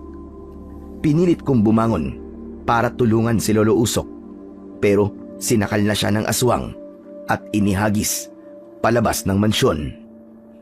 Lolo! Dala ng takot at pag-aalala ko nang makita kong bumagsak sa lupa si Lolo Usok at hindi na gumagalaw. Inatake ko ang aswang. Sinuntok ko siya, ngunit nasalo niya ang aking kamao. Gumanti siya sa akin ng 2 suntok na tumama sa aking dibdib. Pasadsad akong bumagsak sa lupa sa tabi mismo ni Lolo Usok. Kaya naman nakahinga ko ng maluwag nang makitang nawalan lang ng malay si Lolo. Hindi ko inaasahan na malakas pala ang aking kalaban. Kaya nang hindi na ako nakalaban at nanghihina ang aking katawan, umatake ang aswang. Naramdaman ko ang pagkalmot niya sa aking dibdib. Inihagis niya ulit ako sa damuhan at bumalandra ang aking katawan sa isang patay na puno. Ganon din ang kanyang ginawa sa akin, Lolo. Lo, gumising ka! Lolo Usok! Wala akong natanggap na tugon mula kay Lolo Usok. Saka ko lang naisip na kaya siguro pinipigilan ako ni Lolo Usok na sumugod sa mga aswang ay dahil sa alam niya na malakas talaga ang mga ito. Gumapang ako sa lupa at pilit na inaabot ang kanyang kamay. Lolo Usok! Magsalita po kayo, pakiusap! Lolo Usok! Totoy! Totoy, nasan kayo? Tila nabuhayan ako ng loob nang marinig ko ang boses ni Ninong Lando. Nakita ko, tumigil din sa pag-atake sa akin ang aswang na kubot. Totoy! Iniligtas ko kayo! Ninong, tulungan mo kami! Tulungan mo si Lolo Usok! Hindi na nag-aksaya ng oras si Ninong Lando. Inatake niya ng isang malakas na suntok ang aswang na kubot. Ginamit niya ang kanyang itak at tinaga niya ito sa leeg. Nagkakakawag ang kamay ng aswang at bumagsak ito sa lupa. Habang si Ninong Lando naman ay tinuluyan niyang pugutan ng ulo ang aswang. Saka siya nagmamadaling lumapit sa akin. Totoy, kailangan na natin makaalis dito bago pa dumating ang iba pa nila mga kasama. Ninong, si Lolo Usok po. Huwag ka mag-alala. Pareho ko kayong ililigtas. Inalalayan ako ni Ninong Lando para makalayo sa lugar na yon. Kumapit ka sa akin. Bilisan mo. Ilalayo ko kayo rito. Ayoko pa sanang sumama kay Ninong Lando dahil may iwan si Lolo. Pero nangako naman si Ninong Lando na kukunin niya rin si Lolo Usok. Dinala niya ako sa likod ng isang malapad na puno. Saka binalikan ang lolo ko. Maya-maya pa ay nakasama ko na rin si Lolo Usok. Ngunit dala ng pagod at sakit ng aking buong katawan, nawalan na rin ako ng malay. Pagkagising ko, nagulat ako dahil nakagapos na kami ni Lolo Usok sa haligi ng kubo. Inilinga ko ang aking paningin sa paligid. Kumusta na ang pakiramdam mo? Nakatulog ka ba na maayos? Napako ang aking atensyon sa pinanggagalingan ng boses. Si Ninong Lando, nakaupo siya sa bangko na nasa harapan ko. Pinaglalaruan niya ang itak na ginamit niya sa aswang kanina. Nakangisi siya. Tumayo siya at lumapit sa akin. Ninong, ano pong ibig sabihin nito? Bakit mo kami ginapos ni Lolo Usok? Kailangan ko pa bang ipaliwanag sa'yo kung ano ang ibig sabihin nito? Kung ganon, kasabot ka ng mga aswang. Alagad ka ni Tripon. Tumpak! Walang sablay. Sinasabi ko na nga ba't kilala mo na ang supremo ko, ang aking Panginoon. Palabas ko lamang ang pagtulong sa inyo. Ano? Bakit niyo ito ginagawa, Ninong? Bakit niyo po kami niloko? Simple lang. Dahil tapat ako sa Panginoon ko. Si Tripon lang ang may kakayang magbigay sa akin ng walang kapantay na kapangyarihan. Nagkakamali ka. Pumapatay siya para sa pansarili niyang kapakanan. Hindi niya tutuparin ang iyong kahilingan. Tanging ang Diyos lamang ang may malakas na kapangyarihan na walang kapantay. Ninong, pakawalan niyo kami. Huwag kayong tumaak sa landas ng pagiging masamang nilalang. Huwag mong siraan ang Panginoon ko. Marami na akong hirap na pinagdaanan. Hindi ko hahayaan na masayang ang mga buhay na inalay ko sa Kanya. Kaya sa Kanya lang ako magiging tapat. Ano ka nyo? Alay? Anong ibig mo sabihin, Ninong? Tutol naman, mamamatay na rin naman kayo. Kailangan malaman mo na. Kasama sa mga inialay kong buhay sa akin, Supremo, ay ang buhay ng iyong mga magulang. Ang galing, di ba? Nagpanggap ako mabait. Pero ang totoo, masama ako. Dahil ako ang pumatay sa mga magulang mo, Totoy. Ako ang dahilan kung bakit naulila ka sa iyong ama at ina. Hayop ka, Ninong. Kung gayon, kayo rin na nasa likod ng pagpatay sa pamilya ni Ramon. Mismo! Nakuha mo na naman! Ako pa nga tumawag sa mga pulis eh. Hayop ka. Hayop ka, Ninong! Wala kang kasing sama! Demonyo ka! Hindi ako masama! Sadyang ganun lang ako magpakita ng katapatan sa aking Panginoon. Pero aaminin ko, ng panahon na natutulog pa si Tripon, masaya ako sa ginagawa kong pag-alay ng buhay ng tao sa kanya. Paano mo sila inaalay sa Supremo mo? Simple lang. Giniginitan ko sila sa leeg. Pagkatapos ang kanilang dugo, ipinapatak ko sa bibig ni Tripon para mainom niya, para magising siya. Hindi ko naman akalain na ikaw ang makakahanap sa mahiwagang liabe. Kaya hindi na ako nahirapan na gisingin siya. Dahil ikaw na mismo ang gumising sa kanya. At ngayong gising na siya, pinakain ko siya ng tao. Pakawalan mo ako rito! Pakawalan mo ako rito, alimaw ka! Papatayin kita! Oops! Huwag ka naman masyadong atat na patayin ako. Dahil ikaw ang mauunang mamatay sa ating dalawa. Hindi naman ako masamang tao. Naging mabuti rin naman ako sa kaibigan mo. Sa katunayan nga, iniligtas ko siya, di ba? Pati kayo ni Lolo Usok, iniligtas ko rin. Kaya bakit ka nagagalit sa akin? Pakawalan mo kami! Pakawalan mo kami! Sinungaling ka! Demonyo ka! Hindi pwede! May plano ko sa inyo.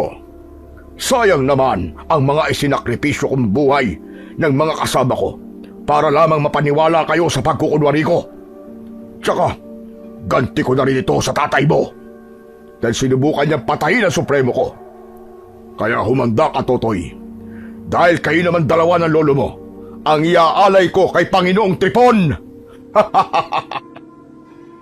Umalingaw-ngaw ang nakakakilabot na tawa ni Ninong Lando saka lumapit sa akin.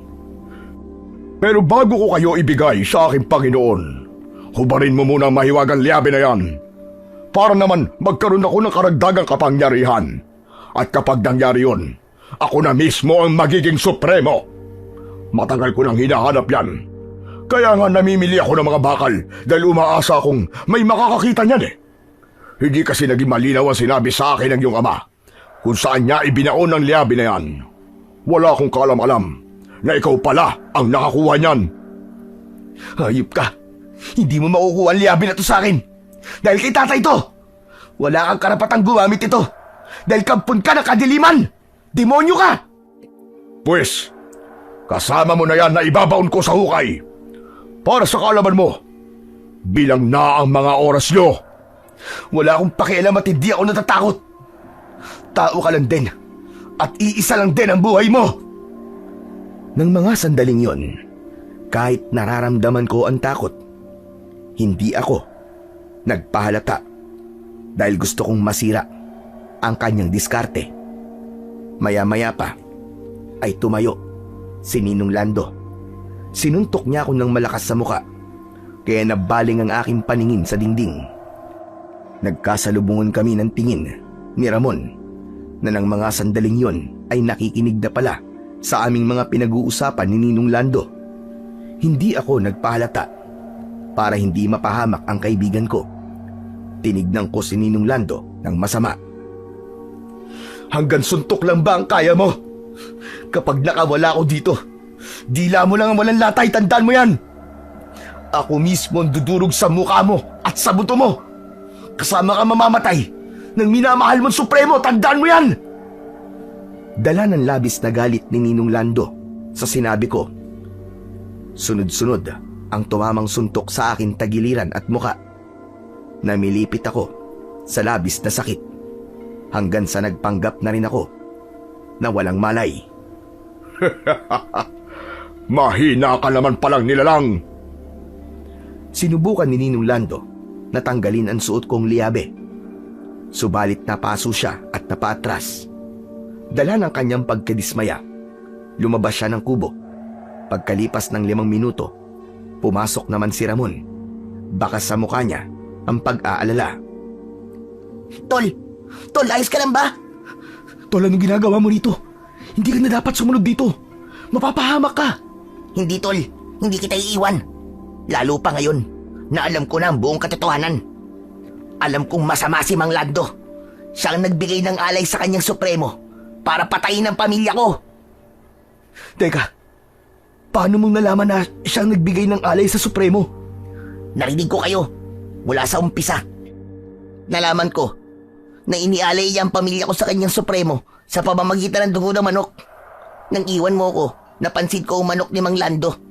May gilitan leg. At ilang di palang ang layo nun sa bahay namin. Nang tinanong ko siya, sinabi niya sa akin na ninakaw raw yun, kaya nawala. Pero hindi ako naniwala. Dahil ang dugo ng manok ay dumikit pa sa kanyang daliri.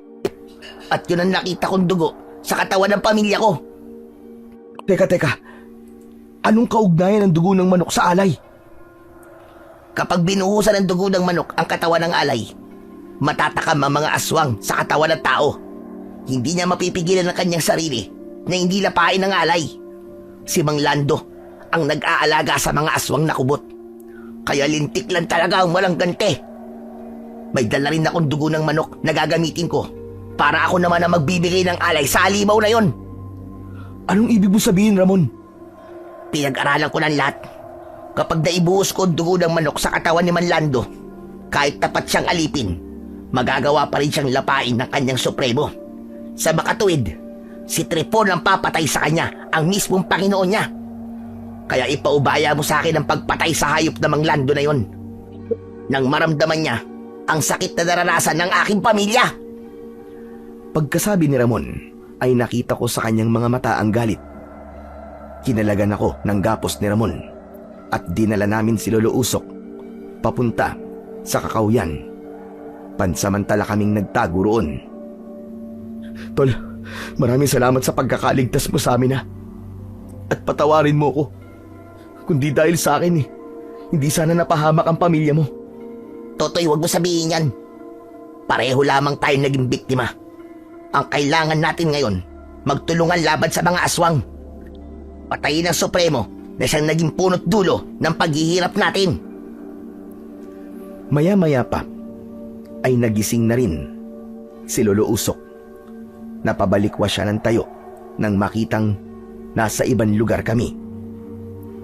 Lolo, magtago lamang kayo. Teka, ano ba nangyari? Bakit tayo nandito? Tsaka Ramon, bakit ka nandito? Anong ginagawa mo rito? Ikinuwento ni Ramon ang kanyang mga natuklasan, pati na rin ang tungkol sa dugo ng manok. Kung ganon, natuklasan mo ang kahinaan ng Supremo. May magagamit na tayo laban sa kanya. Walang hiya siya. Siya pala ang pumatay sa anak ko. Lahat po ng mga namatay, si Ninong Lando po may kagagawan. Siya po nagbigay ng alay kay Tripon.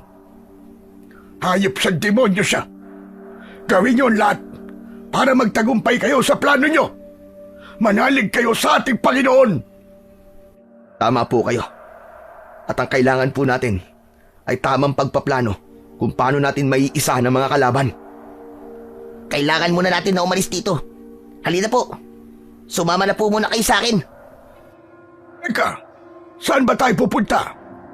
Pupunta po tayo sa gitna ng kagubatan. Meron po akong kubo ron na tanging ako lang po ang nakakaalam. Kaya ligtas po tayo ron, huwag po kayo mag-alala. Kailangan natin ng panahon para magamot po ang mga sugat ninyo. Agad kaming umalis sa lugar na yon at tinahak ang daan papunta sa kubong tinutukoy ni Ramon. Pagkalipas ng halos kalahating oras na paglalakad, sa wakas ay narating namin ang sinasabi ni Ramon na maliit niyang kubo. Agad kaming pumasok sa loob. Ginamot ni Ramon ang mga sugat namin. Lolo, Tol, magpahinga na muna kayo rito hanggang kinabukasan. Kailangan yung makabawi ng lakas eh. Lolo Usok, huwag na po kayong sumama sa amin ni Totoy, ha. Humingi na lang po kayo ng tulong kay Kapitan. Tama po si Ramon, Lolo Usok, para hindi po kayo mapahamak. Sige, pero mag-iingat kayo mga apo. Totoy, sa ngayon, pwede mo na muna sigurong hubarin ang liyabe mo. Saka ko lang naalala na hindi ko pa nahuhubad ang liyabe sa mga kamay ko. Isinuntok ko muna yon sa lupa bago ko nahubad ang liyabe. Isinilid ko yon sa aking bulsa.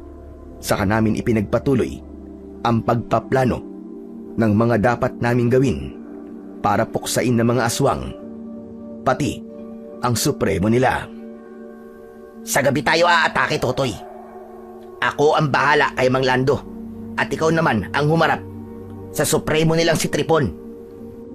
Maraming alagad si Tripon. Paano niyo sila haharapin? Meron po akong itak. Ibinabad ko po yun sa katas ng bawang. Tumayo si Ramon at kinuha niya ang isang haba ng bawang kasama ng itak, kaya naisip ko rin na lagyan din ng katas ng bawang ang aking liyabe. Tinulungan din kami ni Lolo Usok sa pagdikdik ng bawang. Ngayong nakahanda ng ating mga sandata, maghihintay na lamang tayo ng tamang oras para sugurin sila at patayin. Sa oras na nakarating sa kanilang Supremo ang pagtakas natin, pagagalitan siya at yun ang kukunin natin pagkakataon para umatake. Pagsapit ng itinakdang oras, hating gabi, lumusob kaming dalawa ni Ramon. Dala niya ang itak at isang baso na may laman ng dugo ng manok. Mula sa likod ng puno na aming kinatatayuan, matyaga kaming naghintay. Hindi nagtagal, nakita namin ang pinuno ng mga kubot na si Tripon at si Ninong Lando. Si Ramon naman, bakas sa anyo niya ang pagtitimpi ng labis na galit at puot. Tama lang ang oras ng pagsugod natin, Ramon. Mukhang pinagagalitan siya ni Tripon. Tama ka. Habang nakaluhod si Ninong Lando sa harapan ng supremo ng mga kubot, kitang-kita ko ang nakakakilabot na itsura ni Supremong Tripon. Payat ang kanyang katawan, mapulang-mapula ang mga mata, at agaw pansin ang nakalutang niyang buhok na parabang may sariling buhay. Ganon din ang buhok ng marami niyang alagad, parabang isinasayaw ito ng hangin. Bakit mo hinayaan na matakasan ka ng mga bihag mo? Hinayaan kitang patayin ang mga alagad ko para sa sinasabi mong sakripisyo mo, para sa pagkukunwari mo. Pero anong ginawa mo? Pumalpak ka! Patawarin niyo po ako, Panginoon ko. Inutil ka! Nakita mo na pala sa anak ni Diego ang mahiwagang liabe. Hindi mo pa kinuha. Isa kang kahihiyan sa lahat ng mga tauhan ko. Mahal na Panginoon, patawarin niyo po ako. Hindi ko po akalain na merong tutulong sa kanila. Hindi ko naman po sinasadya. Patawarin niyo po ako. Tumahimik ka! Marami ang namamatay sa maling akala. Dahil sa kapabayaan mo na yan, malalaman ng mga tao na gising na ako. Wala kang kwenta. Ang dapat sa'yo ay pinaparusahan. Teka lang ho, Panginoon Tripon. Bigyan niyo pa po ako ng isang pagkakataon. Maawa na po kayo, mahal na Panginoon. Habang abala ang mga ito sa pag-uusap, sumenyas naman ako sa kaibigan kong si Ramon. Sige na, Chong, gawin mo na. Ito na tamang oras, bilisan mo. Walang imik na tumakbo ang kaibigan kong si Ramon papunta sa kinaroroonan ng mga ito. Paglapit ng aking kaibigan sa nakaluhod na si Ninong Lando, binuhusan niya agad ng dugo si Ninong. Pagkatapos, nilaslas ni Ramon ang leeg nito. Dahil sa bilis ng pangyayari, hindi nakagalaw si Tripon. Pinanood nito kung paanong bumagsak sa lupa si Ninong Lando habang nagkikikisay ang katawan nito. Ramon! Bilisan mo! Mabilis na tumakbo papalapit sa akin si Ramon at nagtago ulit kami sa likod ng puno. Mula sa aming pinagtataguan, dinig namin ang pagwawala ng aswang. Mga inutil! Hanapin sila! Nasisilip namin na parabang nilalabanan ni Tripon ang kanyang sarili na hindi kagatin si Ninong Lando. Pero dahil iba ang puwersa ng dugo sa pang-amoy ng aswang, hindi na niya napigilan ang kanyang sarili. Sinakmal niya na ito sa leeg. Nilantakan niya si Ninong Lando. Hinugot nito ang laman loob ng kanyang alipin. Dinig na dinig namin sa aming pwesto ang malakas na daing ni Ninong Lando dahil sa labis na sakit. Yan, ganyan nga. Yapain mo siya nang maranasan niya ang sakit na ginawa niya sa pamilya ko. Hayop yan! Mas ikinubli pa namin ang aming katawan sa likod ng puno dahil nakita namin ang mga alagad ni Tripon. Hinanap nila kami. Kasunod ng malakas na pagsigaw ng supremo ng mga aswang. Mga tampalasan kayo! Magbabayad kayong lahat! Papatayin ko kayo!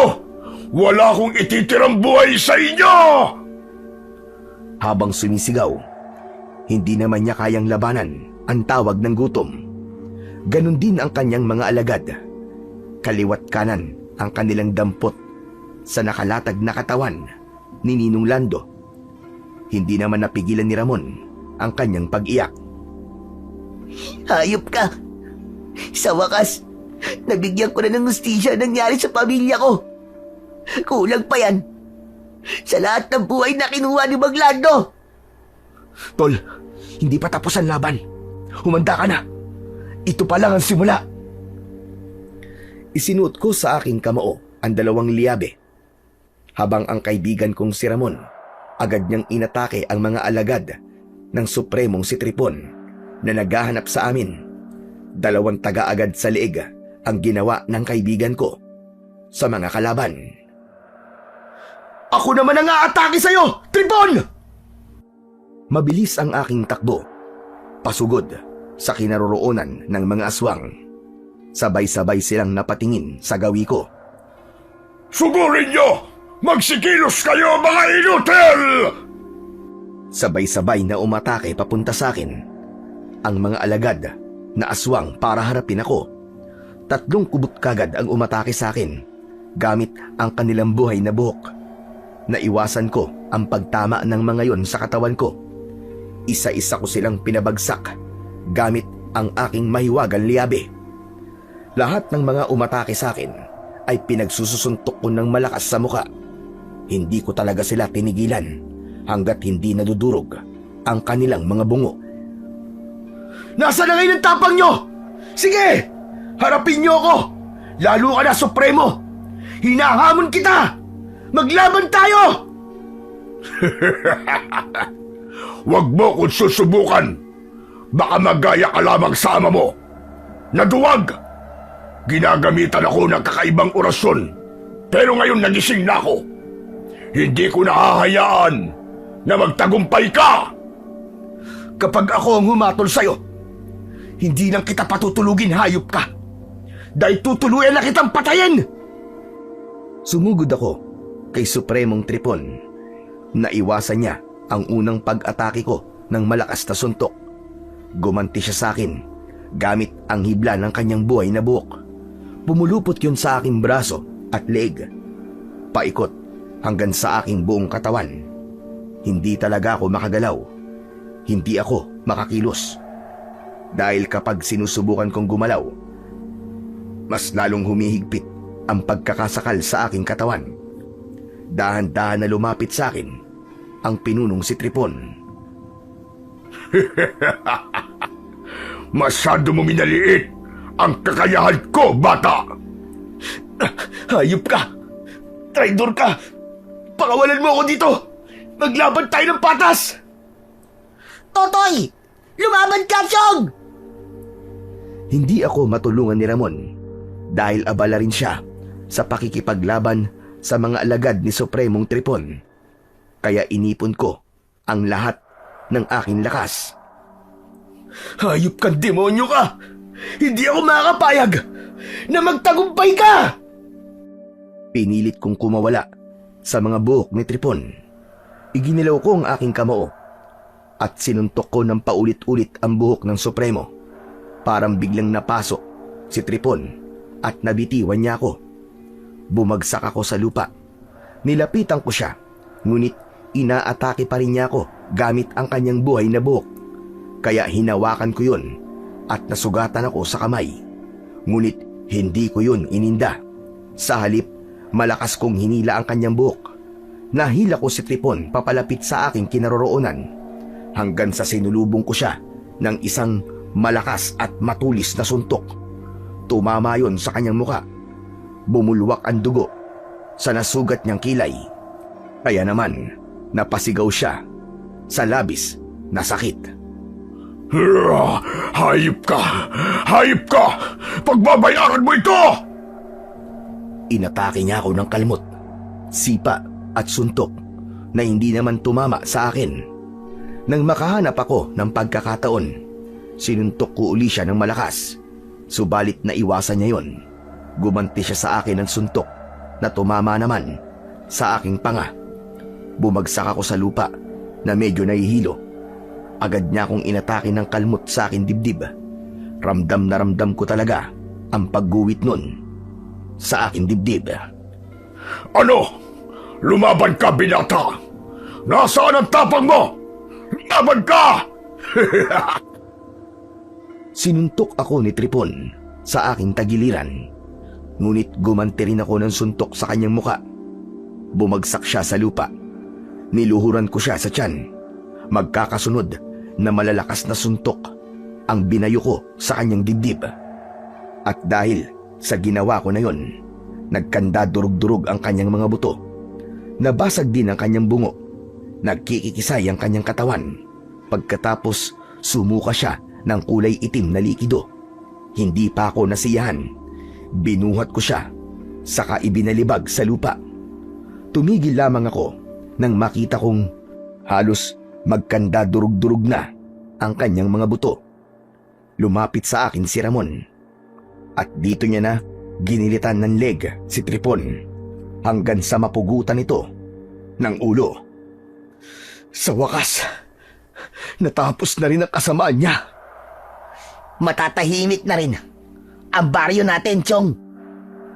Tumayo ako at isinuntok sa lupa ang aking kamao para matanggal na ang aking mga liyabe. Agad ko yung isinilid sa aking bulsa. Maya-maya pa, dumating na rin ang taong bayan. Kasama nila si Lolo Usok at sinunog nila ang mga katawan ng mga aswang na kubot, kasama ng kanilang supremo at ni Ninong Lando. At dahil sa ginawa kong pagpatay sa supremo ng mga aswang na si Tripon, binansagan nila ako na Totoy Bato na may kamaong bakal, ang kilabot ng mga aswang. Habang si Ramon naman ay tumanggap din ng pasasalamat mula sa mga tao, pati na sa mga pamilya na nawalan ng kaanak. Nang tuluyan na tinupok ng apoy ang katawan ng mga aswang, umalis na kami sa lugar na yon at bumalik na sa aming mga tahanan. Sa kasalukuyan po, ay tuluyan ko nang ibinaon sa lupa ang dalawa kong liyabe. Natutunan ko na ang katigasan ng ulo kung minsan ay hindi talaga nagdudulot ng maganda sa buhay ng tao, kagaya ng mga nangyari sa akin.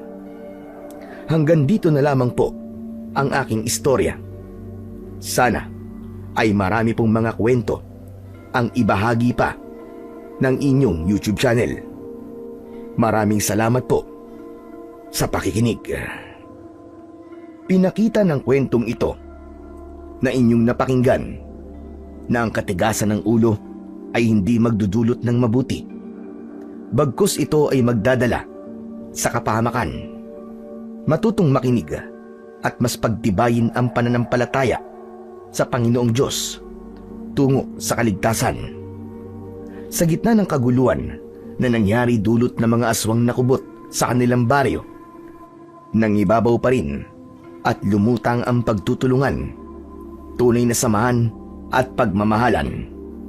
Dahil doon, muling napatunayan na ang pinakamahalagang sandata sa anumang unos ay ang pananalig sa Panginoon, pagiging mabuti, pagkakapit-bisig at pagtutulungan ng tunay na magkaibigan na mas matibay pa ang samahan sa kahit na anong metal, na kahit kailan hinding-hindi kayang sirain ng kalawang.